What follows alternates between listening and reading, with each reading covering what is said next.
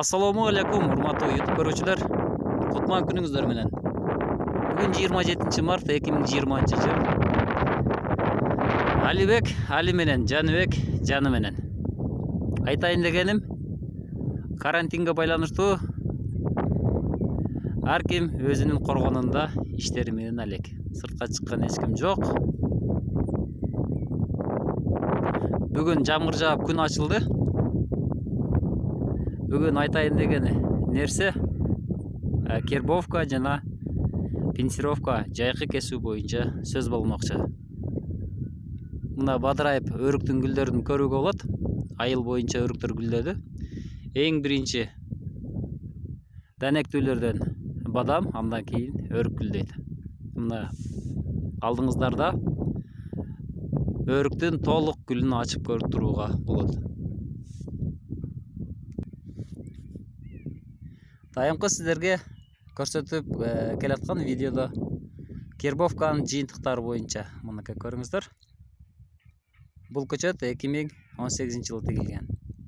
2020 жыл 2 жашка толуп отурат. Бул бийик өсүүчү кадимки эле уруктан чыккан көчөткө уланган валовой 3-чү гилас. Мына мурда бүчүрлөр көрүнбөсө, азыр бүчүрлөр көрүнүп атат. 2 эсе, 3 эсе чоңойгон жалбырак чыгаруунун алдында турат. Мына көрсөңүздөр, баштан аяк гүл бүчүрлөрдү, гүл букеттерди ачып турганын көрүүгө болот. Бою 1 метрге жакын. Карлик эмес. Эгер сиздерге көрүнсө көрүнө, мынакей мына жерде көрүнүп турат мына. Ушул жерден, мына жерден мынакей бүтүп калган. Мына жерден кербовка жасалган. Жана ийилип байланган. Буюрса, бул гилас 1 жумадан кийин гүлдөөнүн алдында турат. Эгер жакшылап чаңдаша турган болсо, быйыл июнь айында келиңиздер. Гилас ооз тийип кеткенге болот. Буюрса, иншалла.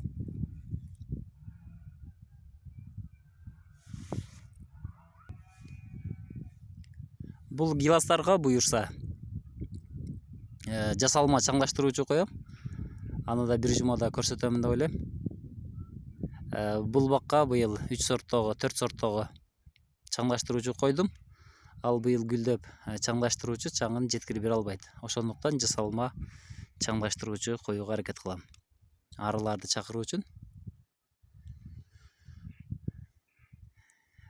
Мына достор, жыйынтык кербовканын жана ийип байлоонун жыйынтыгы мына ушундай. Былтыркы жылы жалаң гана жайкы бутоо, жайкы үзүү, кесүү боюнча көрсөткөн болсом, мынакей жыйынтык кандай болуп атканын көрүп атасыздар. Экинчи көчөттүн алдына келе атабыз. Мына гүл бүчүрлөрдү көрүүгө болот. Мына өсүүчү бүчүр менен гүл бүчүрдүн айырмасы бар. Мына көрүнүп турган бул өсүүчүлөр учтуу болуп турат, узун, учтуу. Гүл бүчүрлөр болсо мынакей 1 жылдык бутактан көрүүгө болот. Мынакей тоголок, чоң-чоң, жумуртка сыяктуу, же болбосо неге салыштырсак болот. Эллипс формада дейбизби? Мына ушундай тоголок, сүйрүү формада болот. Учтуу келгендер булар өсүүчү болуп эсептелет. Ылдыйга түшүп келе атабыз достор. Азыр айтай турган нерсе алмурут. Мына алдыңыздарда алмурут турат. Ушул алмурут боюнча айтайын. 2019 жылы кыйыштырылган. Мына 2019 кыйыштырылып 20 жылы жаңы бутактан гүл, мынакей гүл ачып атат. Мына көрүнүп го деп ойлойм. Бизди окутканда негизли илимий терминде семишке уруктуулар 2 жылдык бутактан гана мөмөтүйөт деп окутушат. Мына ушул нерсеге каршы болуп аткан нерсе мына 1 жылдык бутакта гүлдөйт дегенсе эч ким ишенбесе керек. Бул карлик дагы эмес. Кадимки эле бийик өсүүчү клапа сортундагы алмурут. Биздин тилде нак деп коебуз. Жайда августта быша турган нерсе. Быйыл жакшы чаңдашып кармап ала турган болсо 1 жылдыгында дагы мөмөнү көрүүгө болот. Бул жыйынтык жайкы кесүү пенсировкадан жыйынтыгы болуп атат. Азыр жакындатып көрсөтөйүн.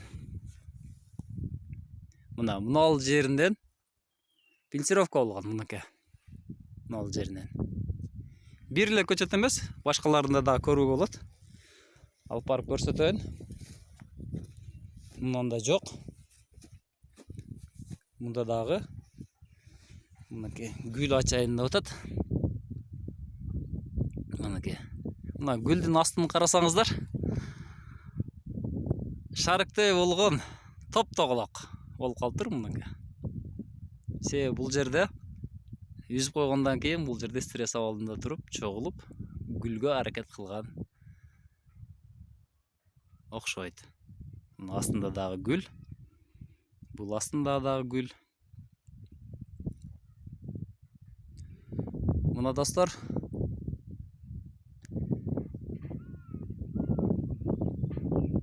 барыңыздарга ийгилик.